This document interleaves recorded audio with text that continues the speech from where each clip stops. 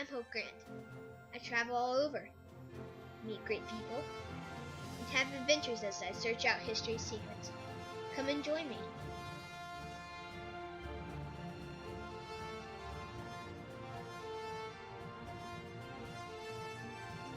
I'm a kid. I'm a historian. I'm the Kidstorian.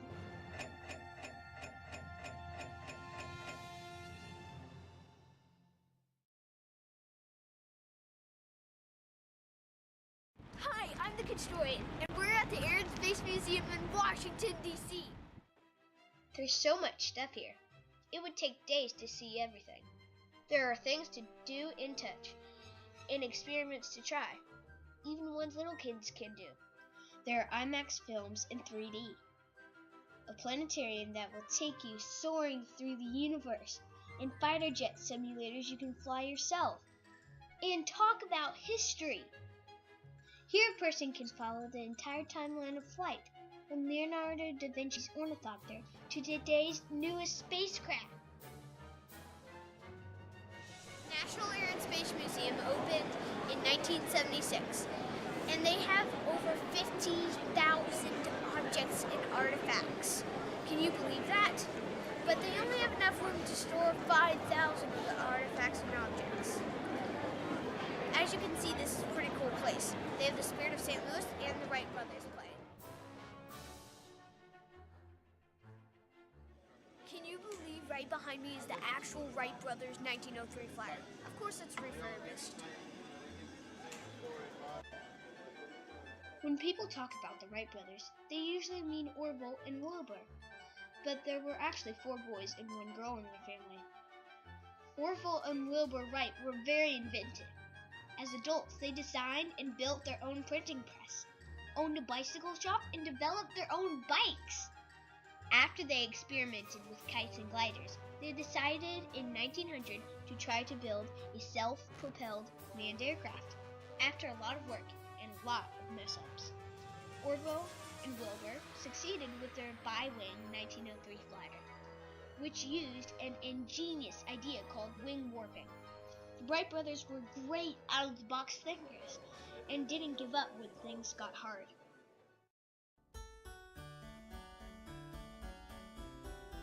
Leonardo da Vinci lived in the 1400s and 1500s. He was great at a lot of things, including painting and inventing. Recognize this? It's the Last Supper. And this one you probably know is the Mona Lisa.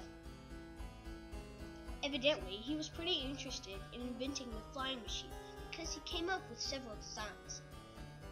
Check it out. Right above me is Leonardo da Vinci's ornithopter.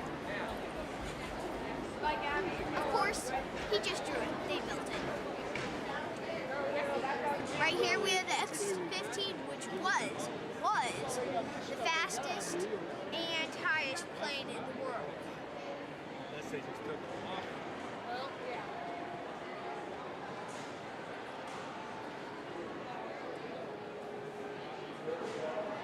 Right here we have the Spirit of St. Louis. It went from New York to Paris without stopping for anything, not even a potty break. When you come here, you definitely need to be prepared for lots and lots of lines. Check this out. This is the largest canyon in the solar system.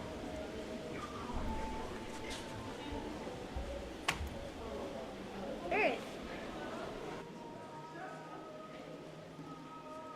But Jupiter's scary.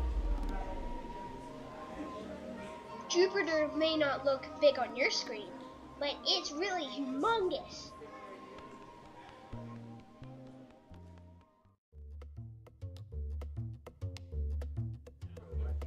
I got to try landing a plane on a carrier. Oh, seriously? What are you doing, man? Get back over there and full steam ahead. All of this carrier stuff was really cool.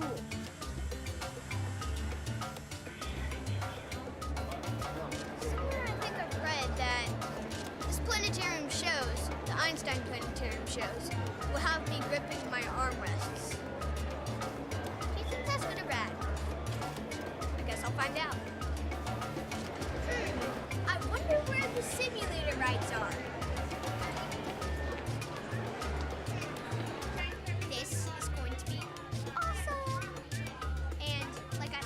Be prepared for lines.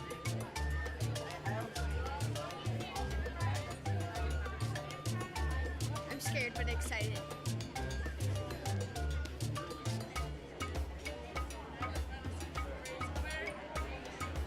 We did barrel rolls. You can go full speed, you can go up, you can go down. Pretty much anything you like. Just make sure to hit the enemy. Red Bull Stratos exhibit. Can you believe that's his actual suit that he used? This guy actually broke the sound barrier with his body. Well, it's been a great day at the National Air and Space Museum, so see you tomorrow at the Udvar-Hazy Center, which actually holds an SR-71 Blackbird and an actual real-life space shuttle. It's day 2 on Kidstorian here in Washington, D.C., and it's $15 per vehicle for parking, but I think it's worth it. There's the Stephen F. Udvar-Hazy Center. Like I said, I think it's going to be worth it. I have to wear my pilot glasses. The Udvar-Hazy Center is a really neat place. There aren't many things for kids to do or touch, but the enormous collection that they have will make your jaw drop. Here, you don't have to bump into people all the time. And I didn't have to stand in a single line, not even for the simulators. There's an IMAX here too, showing all kinds of cool shows, even 3D ones.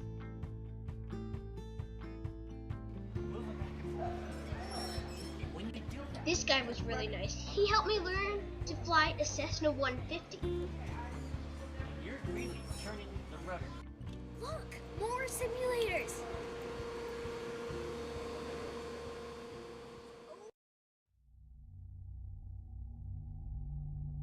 This SR-71 Blackbird that's right behind me was the top of its technology in the Cold War. From the 1960s through the 1990s, the SR-71 Blackbird did reconnaissance missions for the United States. You could call it a spy plane. Even though it flew super high and super fast, the cameras it had could take such detailed pictures that you could read parts of a newspaper if it were laying on the ground. There's a reason the pilots wore stuff that looked like spacesuits. They went so high in the air they almost touched space. SR-71s could go almost 4 times the speed of sound, and none of them were ever shot down because they could outrun missiles. How's that for spy equipment? I'm glad this thing isn't running because it would hurt me.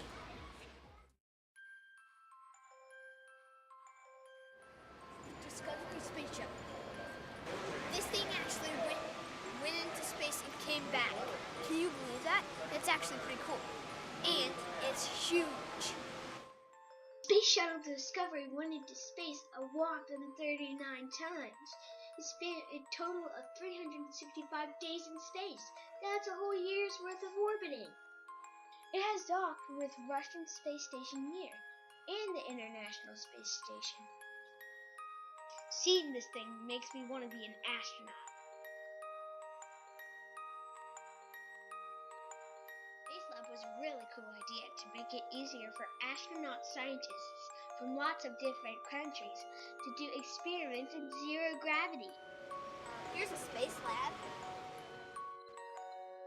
The Udvar-Hazy Center had consoles all over the place where you could get to see inside of just about anything on exhibit.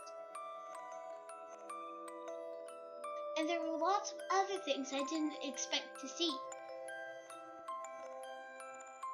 Like these space toys from the mid-1900s.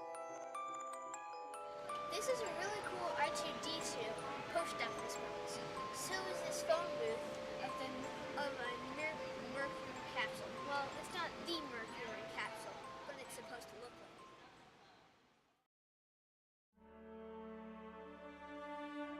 James Irwin actually wore this spacesuit on the moon. And that's why it's so dirty. That's why no one wants to put it in the wash or dry. James Irwin was a pilot who had over 7,015 hours of flight time, most of it in jets. He walked on the moon 3 times during the Apollo 15 mission, and he and his friend, David Scott, collected about 180 pounds of rocks and dirt. That's what makes this dirty suit pretty special. Actual android that they use to test the space signals. You might think it just looks like a statue or something, or a mannequin, but no, its joints move all the way around. Knees, hands, fingers, everything.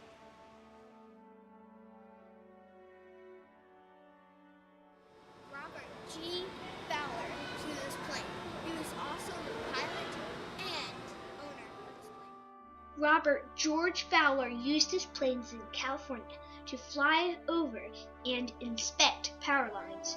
He also flew coast to coast from the Gulf of Mexico to the Pacific Ocean. Across Panama without any emergency stopaways and no brakes at all. An hour and 45 minutes later, he arrived.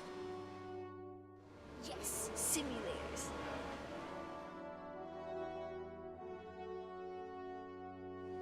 Right behind me is the Nieuport, made in Nieuport, France. The French rejected it in favor of new technology. Well, in 1917, when the U.S. entered the war, they took Nieuport under its wing. In World War I, the Nieuport 28 became the first plane used by America in combat. The first plane for the U.S. to actually score a victory.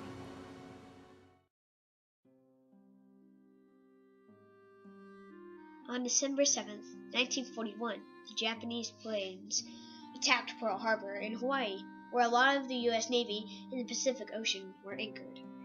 This caused the U.S. to join the Allies in World War II. During the war, the United States fought in Europe and on the Pacific Front. Our armed forces were all over the world. One engagement that helped the United States win the Pacific Front in World War II was dropping 2 atomic bombs, each the size of a large doghouse, one on Hiroshima and one on Nagasaki, which were cities in Japan. It was the first time that an atomic bomb had been used in war. The Enola Gay was the plane that dropped the atomic bomb on the city of Hiroshima. That's what makes the Enola Gay so famous.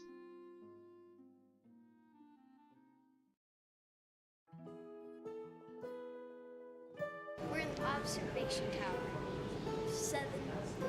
seven stories up, and it is in tribute to Don Ingen.